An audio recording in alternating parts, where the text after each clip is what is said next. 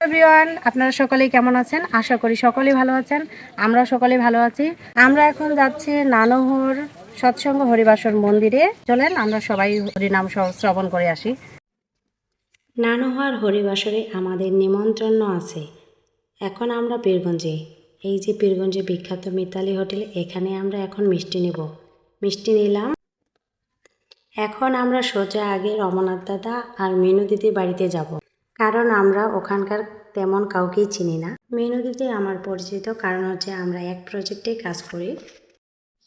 চলে এলাম মিনু দিদির বাড়িতে। এখন আমরা হরিবাসরে আসলাম। খুব সুন্দরভাবে ডেকোরেট করা হয়েছে।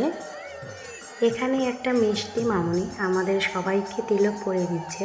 প্রথমে তো আমরা কাউকেই চিনতাম না, তারপর সবার সাথে পরিচিত হলাম। অনেকে আমাদেরকে চেনেন, সবার সাথে সেলফি তুললাম। অনেকেই মনে করি আমার কোনো পরিচিত নেই। কথা বলার পর আমাদের অনেক পরিচিত মুখ, আত্মীয় বের হয়। সবার সাথে পরিচিত হয়ে অনেক ভালো লাগছে। হরিবাসরে আমাদের অনেক পরিচিত আসছে। আমাদের বড় ভাই, স্কুল টিচার কৈলাস দাদার সাথে একটু সবাই মিলে ছবি তুললাম। এরপরে আমরা হরিবাসরের ভিতরে ঢুকছি। সত্যি বলতে আমরা সবাই সবার আত্মীয়, কেউ কারো অপরিচিত না। এখন আমরা মন্দিরে ভগবান রাধা গোবিন্দের দর্শন করলাম।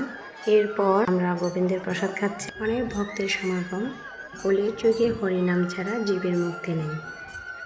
আরেকটা কথা অনেকেই জানি, আবার অনেকেই জানি না।